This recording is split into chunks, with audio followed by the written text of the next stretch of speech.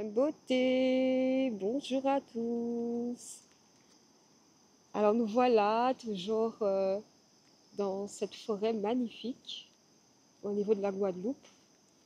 Et il est clair que quand on parle d'alimentation solaire, on parle aussi de cette relation que nous avons avec la nature, cette relation, euh, notre perception de la vie, notre perception de ce qu'est l'alimentation. Donc il est clair que quand on consomme, on mange, nous consommons de l'énergie. Il faut vraiment avoir une ouverture d'esprit et comprendre. Pour comprendre vraiment c'est quoi l'alimentation solaire, il faut avoir une ouverture d'esprit et pouvoir percevoir les choses en termes d'énergie, de vibration, de fréquence. Parce que si la conscience, c'est-à-dire le mental, reste dans cette sphère fermée du corps, de la matière uniquement, c'est-à-dire la matière physique.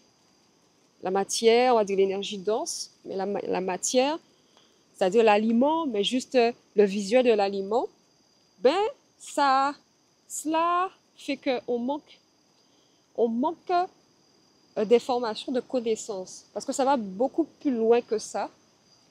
C'est-à-dire qu'il y a la partie matière, il y a la partie matière, mais il y a la partie aussi énergétique qu'il faut prendre en compte, c'est très important.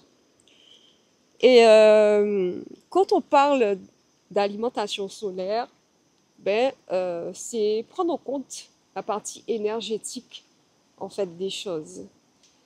Et là, je voulais explorer un aspect de l'alimentation solaire avec vous concernant les atmosphères dans laquelle on se retrouve.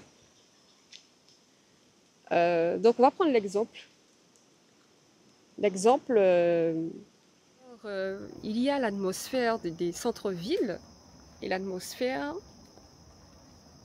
quand on est dans la nature, en pleine nature, par exemple les forêts, quand on est dans des espaces où on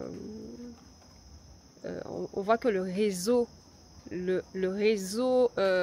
qui est mis en place concernant cette civilisation occidentale, il y a une différence d'énergie. Quand on regarde comment les centres-villes, la structure des centres-villes, même au niveau des communes aussi, quand on voit comment les communes sont structurées, comment les centres-villes sont structurés, ben en fait ce sont des forces qui sont installées via un réseau et ces forces ont des objectifs, ont une mission.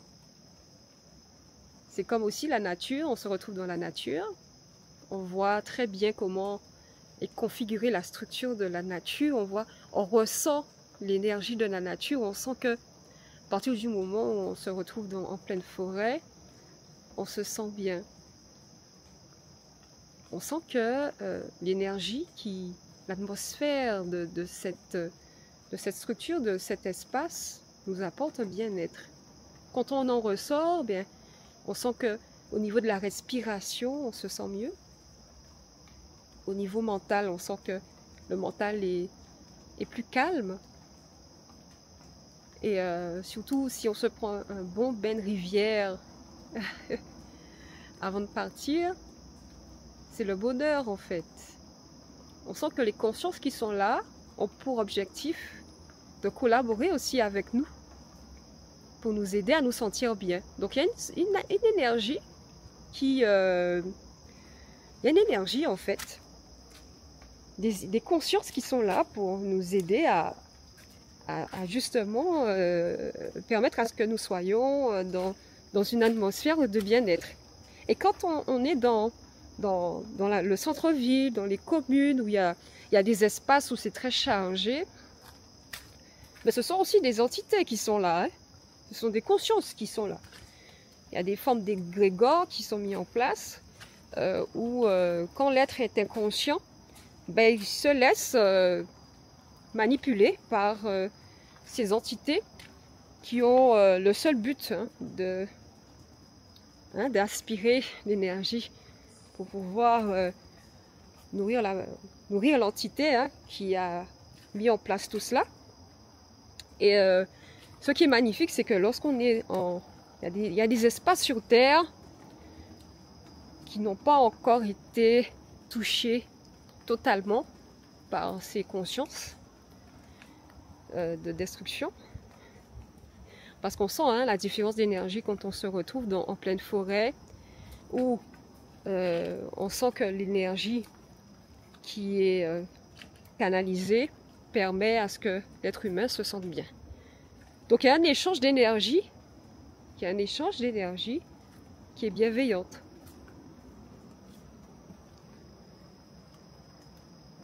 On sent que cette collaboration avec la nature est bienveillante.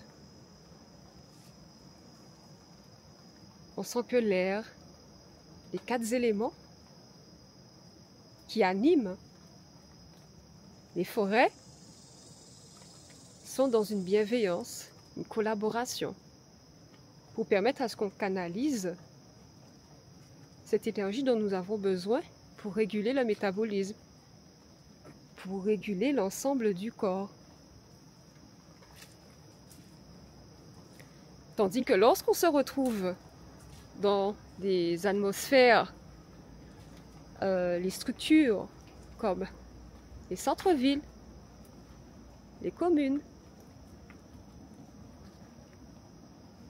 ben du coup là il faut être conscient qu'il y a d'autres forces qui sont là. Quand on va dans les centres-villes, il suffit de regarder, ça dépend aussi de la région, ça dépend de l'île ou sinon du continent, mais il y a des espaces qui sont très pollués. On voit qu'il y a des forces qui veulent s'installer et le seul but, c'est de faire chuter le taux vibratoire du corps de manière à ce que l'être humain puisse vibrer à des fréquences inférieures et que l'énergie soit utilisée à des fins pour une entité qui a ses objectifs en fait.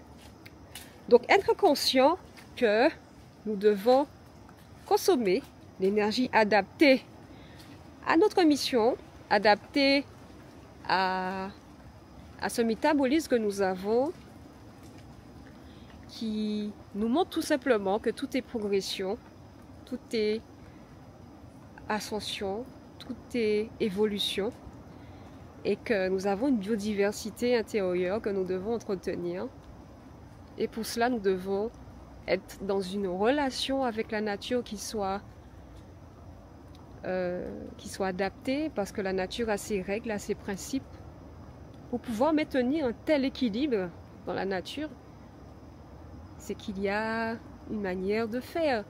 Il y a des choses à respecter. Et il y a un mécanisme naturel qui est mis en place. Il y a des règles, des principes à respecter.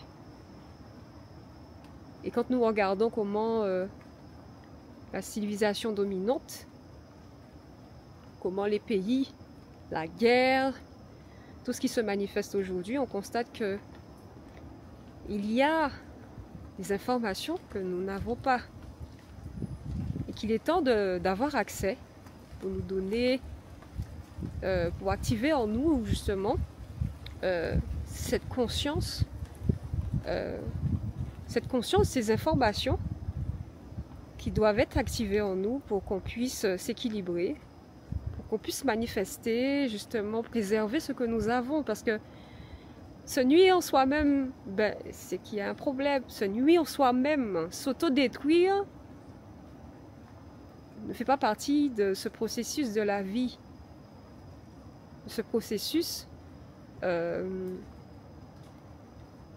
où on se retrouve dans une atmosphère où le but, en fait, le but d'être là, c'est de pouvoir connaître qui on est et pouvoir évoluer avec les connaissances qui vont permettre justement cette ascension, cette évolution, cette progression de nous-mêmes et de notre environnement.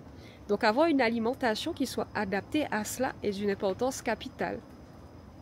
Consommer des énergies qui vont apporter le bien-être, manger, prendre le temps de savourer, de manger des énergies qui vont permettre à ce que cette dynamique puisse perpétuer la vie en nous. Donc j'espère que toutes ces informations vont vous aider à avancer dans votre cheminement.